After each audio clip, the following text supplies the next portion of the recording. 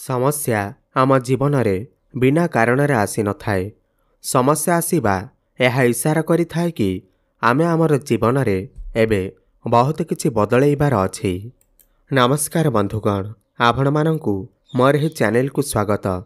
ଆଜିର ଏହି ଜ୍ୟୋତିଷ କାର୍ଯ୍ୟକ୍ରମ ତୁଳା ରାଶି ପାଇଁ ବହୁତ ହିଁ ଗୁରୁତ୍ୱପୂର୍ଣ୍ଣ ଅଛି।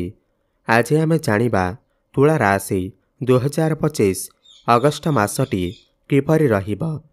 ତୁଳା ରାଶିର ମାସିକ ରାଶିଫଳ ଉପରେ ଆଲୋଚନା କରିବା। ତୁଳା ରାଶି ବ୍ୟକ୍ତିବିଶେଷଙ୍କର ଅଗଷ୍ଟ ମାସଟି କିପରି ରହିବ, ସମ୍ପୂର୍ଣ୍ଣ ଭାବରେ ଆମେ ସେହି ବିଷୟରେ ଆଲୋଚନା କରିବା।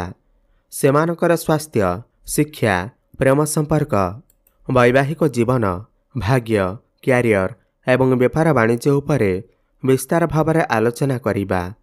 ନବଗ୍ରହଙ୍କର ସ୍ଥିତି ମଧ୍ୟ ଦେଖିବା। ନବଗ୍ରହ କି ପ୍ରକାରର ଫଳ ଦେବାରେ ସକ୍ଷମ ହେବେ। ଶେଷରେ ଅଶୁଭତ୍ୱ ପ୍ରଦାନ କରୁଥିବା ଗ୍ରହମାନଙ୍କ ପାଇଁ କିଛି ବିଶେଷ ପ୍ରତିକାର ମଧ୍ୟ ଜାଣିବା। ସେଥିପାଇଁ ଭିଡ଼ିଓଟିକୁ ଶେଷ ପର୍ଯ୍ୟନ୍ତ ଦେଖନ୍ତୁ। ଚାଲନ୍ତୁ ଆରମ୍ଭ କରିବା ଏହି କାର୍ଯ୍ୟକ୍ରମ, ଯାହାକି ଆପଣଙ୍କର ଜନ୍ମ ରାଶି ଚନ୍ଦ୍ର ରାଶି ଉପରେ ଆଧାରିତ। ଅଗଷ୍ଟ ମାସ ଆରମ୍ଭରେ ତୁଳା ରାଶିରେ ନବଗ୍ରହଙ୍କର ସ୍ଥିତି ବିଷୟରେ ସର୍ବପ୍ରଥମେ ଜାଣିବା।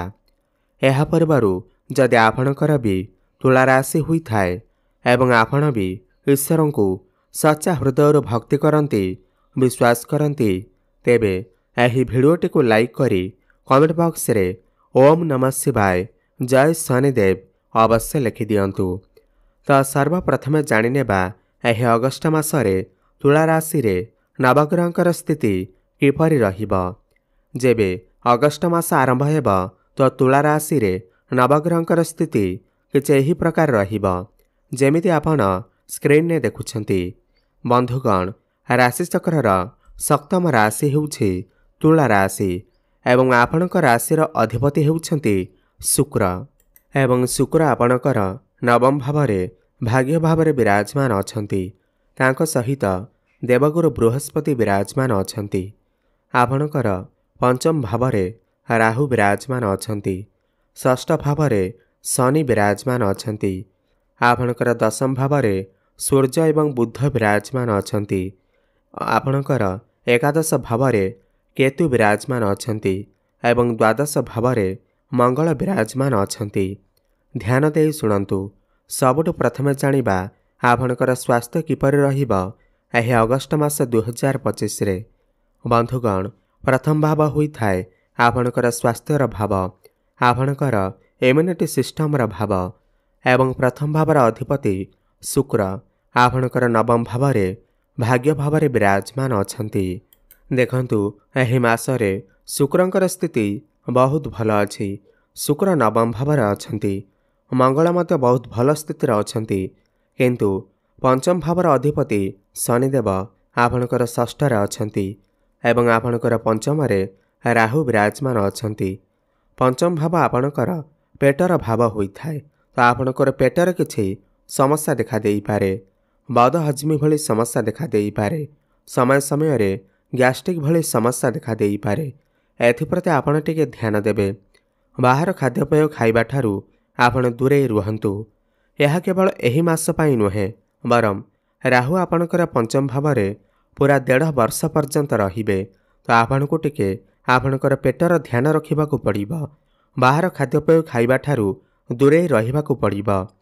ତ ଦେଖିବାକୁ ଗଲେ ଏହି ମାସରେ ଆପଣଙ୍କର ସ୍ୱାସ୍ଥ୍ୟରେ କିଛି ବି ବଡ଼ ସମସ୍ୟା ହେବାର ନାହିଁ। ଏବେ ଜାଣିବା ଆପଣଙ୍କର ଶିକ୍ଷାକ୍ଷେତ୍ର କିପରି ରହିବ ଏହି ଅଗଷ୍ଟ ମାସ 2025ରେ। ବନ୍ଧୁଗଣ, ପଞ୍ଚମ ଭାବ ହୋଇଥାଏ ଆପଣଙ୍କର ଶିକ୍ଷାକ୍ଷେତ୍ରର ଭାବ ଏବଂ ପଞ୍ଚମ ଭାବର ଅଧିପତି ଶନିଦେବ ଆପଣଙ୍କର ଷଷ୍ଠରେ ବିରାଜମାନ ଅଛନ୍ତି। ଦେଖନ୍ତୁ, ଏହି ମାସରେ ଆପଣଙ୍କର ପଞ୍ଚମ ଭାବକୁ ବୃହସ୍ପତିଙ୍କର ଦୃଷ୍ଟି ଅଛି। ପୁଣି 17 ଅଗଷ୍ଟ ପରେ ସୂର୍ଯ୍ୟ ମଧ୍ୟ ଆପଣଙ୍କର ପଞ୍ଚମ ଭାବକୁ ଦେଖିବେ ଏବଂ ରାହୁ ମଧ୍ୟ ଆପଣଙ୍କର ପଞ୍ଚମରେ ଅଛନ୍ତି। ଏହି ମାସରେ ଆପଣଙ୍କର ପାଠପଢ଼ାର ସ୍ଥିତି ବହୁତ ହିଁ ଅଧିକ ଭଲ ରହିବ। ଆପଣ ପାଠପଢ଼ାରେ ବହୁତ ଅଧିକ ଉନ୍ନତି କରିବେ। ରାହୁ ଏଠାରେ ଥିବାରୁ ଆପଣଙ୍କୁ ଚାଲାକ ଚତୁର ବନାଉଛନ୍ତି। ଆପଣ ଇଣ୍ଟେଲିଜେଣ୍ଟ ବନୁଛନ୍ତି। ଆପଣଙ୍କର ଯଦି କିଛି ଏକ୍ଜାମ୍ ଅଛି, ଖାସ୍ କରି 17 ଅଗଷ୍ଟ ପରେ ଆପଣ ସେଥିରେ ନିଶ୍ଚିନ୍ତ ଭାବରେ ଉତ୍ତୀର୍ଣ୍ଣ କରିବେ।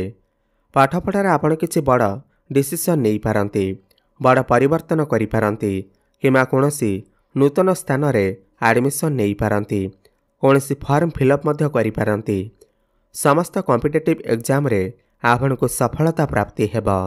ବୃହସ୍ପତିଙ୍କର ଦୃଷ୍ଟି ପଞ୍ଚମ ଭାବ ଉପରକୁ ରହୁଥିବା ହେତୁ ଆପଣଙ୍କ ଭିତରେ ଜ୍ଞାନ ଏବଂ ବୁଦ୍ଧିର ବୃଦ୍ଧି ହେବ।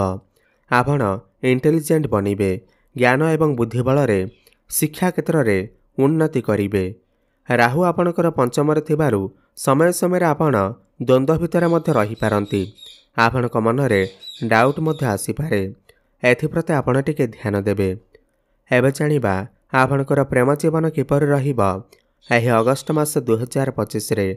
ବନ୍ଧୁଗଣ, ପଞ୍ଚମ ଭାବ ହିଁ ହୋଇଥାଏ ଆପଣଙ୍କର ପ୍ରେମ ଜୀବନର ଭାବ, ଶିକ୍ଷାର ଭାବ ଏବଂ ସନ୍ତାନର ଭାବ ମଧ୍ୟ ହୋଇଥାଏ। ଯେମିତିକି ମୁଁ ଆପଣଙ୍କୁ କହିଲି, ପଞ୍ଚମ ଭାବର ଅଧିପତି ଶନିଦେବ ଆପଣଙ୍କର ଷଷ୍ଠରେ ଅଛନ୍ତି ଏବଂ ଆପଣଙ୍କର ପଞ୍ଚମରେ ରାହୁ ବିରାଜମାନ ଅଛନ୍ତି।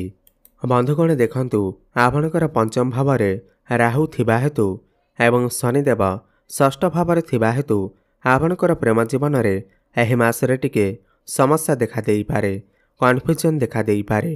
ଛୋଟ ଛୋଟ କଥାରେ କଳି ଝଗଡ଼ା ଭଳି ପରିସ୍ଥିତି ଉତ୍ପନ୍ନ ହୋଇପାରେ, ଆର୍ଗୁମେଣ୍ଟ ହୋଇପାରେ। ଛୋଟ ଛୋଟ ଝଗଡ଼ା ବଡ଼ ଧରଣର ଝଗଡ଼ାର ରୂପ ନେଇପାରେ। ଏଥିପ୍ରତି ଆପଣ ଟିକେ ଧ୍ୟାନ ଦେବେ। କିନ୍ତୁ ଗୁରୁଙ୍କର ଦୃଷ୍ଟି ପଞ୍ଚମ ଭାବ ଉପରକୁ ରହୁଥିବା ହେତୁ ଆପଣଙ୍କର ପ୍ରେମ ଜୀବନରେ ଯାହା ବି ସମସ୍ୟା ଆସିଲେ ମଧ୍ୟ ତାହା ଧୀରେ ଧୀରେ ଦୂର ହୋଇଯିବ। ତ ମୋଟାମୋଟି ଦେଖିବାକୁ ଗଲେ ଏହି ମାସରେ ଆପଣଙ୍କର ପ୍ରେମ ଜୀବନ ଆଭରେଜ୍ ଅଛି। ଚିନ୍ତା କରିବାର କୌଣସି ଆବଶ୍ୟକତା ନାହିଁ। ଏବେ ଜାଣିବା ଆପଣଙ୍କର ବୈବାହିକ ଜୀବନ କିପରି ରହିବ ଏହି ଅଗଷ୍ଟ ମାସ 2025ରେ। ବନ୍ଧୁଗଣ, ସପ୍ତମ ଭାବ ହୋଇଥାଏ ଆପଣଙ୍କର ବୈବାହିକ ଜୀବନର ଭାବ ଏବଂ ସପ୍ତମ ଭାବର ଅଧିପତି ହେଉଛନ୍ତି ମଙ୍ଗଳ ଦେବ ଏବଂ ମଙ୍ଗଳ ଆପଣଙ୍କର ଦ୍ୱାଦଶ ଭାବରେ ବିରାଜମାନ ଅଛନ୍ତି। ଦେଖନ୍ତୁ, ଏହି ମାସରେ ମଙ୍ଗଳ ଆପଣଙ୍କର ସପ୍ତମ ଭାବକୁ ଦୃଷ୍ଟି ଦେଉଛନ୍ତି। ଆପଣଙ୍କର ବୈବାହିକ ଜୀବନ ତ ଭଲ ରହିବ। ଦାମ୍ପତ୍ୟ ଜୀବନ ସୁଖମୟ ବ୍ୟତୀତ ହେବ। ଆପଣ କିଛି ବଡ଼ ଡିସିସନ୍ ନେଇପାରନ୍ତି। କିନ୍ତୁ ଦ୍ୱାଦଶ ଭାବ, ଷଷ୍ଠ ଭାବ ଏବଂ ଅଷ୍ଟମ ଭାବକୁ କୁଣ୍ଡଳୀରେ ଭଲ ବିଚାର କରାଯାଇନଥାଏ। ଆପଣଙ୍କ ଭିତରେ ଟିକେ ତାଳମେଳରେ କମି ଦେଖାଦେଇପାରେ। ଆପଣଙ୍କର ଲାଇଫ୍ ପାର୍ଟନର ତାଙ୍କର କାମରେ ବହୁତ ଅଧିକ ବ୍ୟସ୍ତ ରହିପାରନ୍ତି ଏବଂ ଆପଣଙ୍କୁ ସମୟ ଦେଇ ନପାରନ୍ତି, ଯାହାଫଳରେ ଆପଣଙ୍କର ବୈବାହିକ ଜୀବନରେ ସମସ୍ୟା ଦେଖାଦେଇପାରେ। ଆପଣଙ୍କର ଲାଇଫ୍ ପାର୍ଟନର ବାହାର ଜାଗାକୁ ବେଶୀ ଯାତ୍ରା କରିପାରନ୍ତି। କାମର ପ୍ରେସର ତାଙ୍କ ଉପରେ ରହିପାରେ। ଏଥିପ୍ରତି ଆପଣ ଟିକେ ଧ୍ୟାନ ଦେବେ। ପରସ୍ପର ମଧ୍ୟରେ ତାଳମେଳ ରଖିବାକୁ ଚେଷ୍ଟା କରିବେ। ଏବେ ଜାଣିବା ସବୁଠାରୁ ଗୁରୁତ୍ୱପୂର୍ଣ୍ଣ ବିଷୟବସ୍ତୁ, ଯାହାକି ଆପଣଙ୍କର ଭାଗ୍ୟ, କ୍ୟାରିୟର ଏବଂ ବେପାର ବାଣିଜ୍ୟ କିପରି ରହିବ ଏହି ଅଗଷ୍ଟ ମାସ 2025ରେ। ବନ୍ଧୁଗଣ, ନବମ ଭାବ ହୋଇଥାଏ ଆପଣଙ୍କର ଭାଗ୍ୟର ଭାବ, ଦଶମ ଭାବ ହୋଇଥାଏ ଆପଣଙ୍କର କ୍ୟାରିୟରର ଭାବ। ନବମ ଭାବର ଅଧିପତି ହେଉଛନ୍ତି ବୁଧ ଏବଂ ବୁଧ ଆପଣଙ୍କର ଦଶମ ଭାବରେ ବିରାଜମାନ ଅଛନ୍ତି। ଦେଖନ୍ତୁ, ଏହି ମାସରେ ଆପଣଙ୍କ ରାଶିର ଅଧିପତି ଶୁକ୍ର ଭାଗ୍ୟସ୍ଥାନରେ ବିରାଜମାନ ଅଛନ୍ତି ଏବଂ ଦେବଗୁରୁ ବୃହସ୍ପତି ମଧ୍ୟ ବିରାଜମାନ ଅଛନ୍ତି, ଯିଏକି ଭାଗ୍ୟର କାରକ ଗ୍ରହ। ଏହି ମାସରେ ଆପଣଙ୍କର ଭାଗ୍ୟ ସର୍ବଶ୍ରେଷ୍ଠ ରହିବ, ଅତି ଉତ୍ତମ ରହିବ। ଆପଣ ଭାଗ୍ୟଶାଳୀ ମନେ କରିବେ। ସମସ୍ତ କ୍ଷେତ୍ରରେ ଭାଗ୍ୟ ଆପଣଙ୍କର ସାହାଯ୍ୟ କରିବ। କମ୍ ପରିଶ୍ରମରେ ଆପଣଙ୍କୁ ବହୁତ ଅଧିକ ସଫଳତା ପ୍ରାପ୍ତି ହେବ। ଆପଣ କିଛି ବଡ଼ କାର୍ଯ୍ୟର ଆରମ୍ଭ କରିପାରନ୍ତି, ବଡ଼ ଇନଭେଷ୍ଟମେଣ୍ଟ କରିପାରନ୍ତି। ଆପଣ କୌଣସି ଭୂମି, ପ୍ରପର୍ଟି, ଜମି କିମ୍ବା ନୂତନ ଗୃହ ଇତ୍ୟାଦି ନିର୍ମାଣ କରିପାରନ୍ତି। ନୂତନ ଯାନବାହନ ମଧ୍ୟ କ୍ରୟ କରିପାରନ୍ତି। କୌଣସି ଧାର୍ମିକ ସ୍ଥାନକୁ ଯାତ୍ରା କରିପାରନ୍ତି ଏବଂ ଆପଣଙ୍କର ଗୃହରେ କୌଣସି ଶୁଭ ମାଙ୍ଗଳିକ କାର୍ଯ୍ୟର ଆୟୋଜନ ମଧ୍ୟ ହୋଇପାରେ। ଆପଣଙ୍କର ଯଦି କୌଣସି କାର୍ଯ୍ୟ ପୂର୍ବରୁ ଅଟକି ରହିଥିଲା, ତାହା ମଧ୍ୟ ପୁଣି ଥରେ ଚାଲୁ ହେବାକୁ ଲାଗିବ। ତ ମୋଟାମୋଟି ଦେଖିବାକୁ ଗଲେ ଏହି ମାସରେ ଆପଣଙ୍କର ଭାଗ୍ୟ ବହୁତ ହିଁ ଅଧିକ ଭଲ ଅଛି। ଆପଣ ଯାହା ବି ଇଚ୍ଛା ତାହା କରନ୍ତୁ, ଆପଣଙ୍କୁ ନିଶ୍ଚିନ୍ତ ସଫଳତା ପ୍ରାପ୍ତି ହେବ। କ୍ୟାରିୟର କଥା ହେବା ଯଦି, ଦଶମ ଭାବରେ ବୁଧ ଏବଂ ସୂର୍ଯ୍ୟ ବୁଧାଦିତ୍ୟ ରାଜଯୋଗର ନିର୍ମାଣ କରୁଛନ୍ତି। ଏହି ମାସରେ ଆପଣଙ୍କର କ୍ୟାରିୟର ବହୁତ ହିଁ ଅଧିକ ଭଲ ଅଛି। ଆପଣ ଆପଣଙ୍କର କ୍ୟାରିୟରରେ बहुत अधिक उन्नति करेंगे। आपण जदि पूर्वर चाकरी करिसेंती तो आपणकर प्रमोशन हेबार मध्य जोग बनुअछि। खास करी सरकारी क्षेत्र में आपण को बहुत अधिक सफलता प्राप्ति हेबा। एवं जो माने भी बेरोजगार अछंती, जो मानक पाखरे कोनोसी भी चाकरी बाकरी नाही, से मानकु नूतन चाकरी मध्य प्राप्ति होई पारे, प्रमोशन मध्य होई पारे, आपणकर जॉब रे किछि ट्रांसफर होई पारे। कोनोसी एमएनसी कंपनी रू आपणक पाखकु जॉब ऑफर मध्य आसी पारे, आपणक पाखकु नुआ नुआ काम मध्य आसी पारे। आपण आपणकर काम कार्य को नहीं विदेश यात्रा मध्य करि पारंती। समाज रे आपणकु मान सम्मान प्राप्ति हेबा, लोक संपर्क बढ़िबा। एबे कथा हेबा आपणकर व्यापार वाणिज्य विषय रे। बंधुगण सप्तम भाव होई थाए व्यापार वाणिज्यर भाव एवं सप्तम भावर अधिपति मंगल आपणकर द्वादश भाव रे अछंती। एही मासरे आपणकर व्यापार वाणिज्य भल तो रहिबा, किंतु आपण जेतिकी आय करिवे सेतिकी मध्य व्यय मध्य आपणकर होई जाई पारे। काहेकि ना द्वादश भाव व्ययर भाव होई थाए। किंतु जो माने भी विदेश रे रही कोनोसी व्यापार वाणिज्य करुछंती, इम्पोर्ट एक्सपोर्टर काम करुछंती, तो सेमानकु सफलता प्राप्ति हेबा, सेमानकर ग्राहक बढ़ी पारंती। एही मासरे आपणकर फाइनेंशियल ग्रोथ होई पारे, बैंक बैलेंस बढ़ी पारे।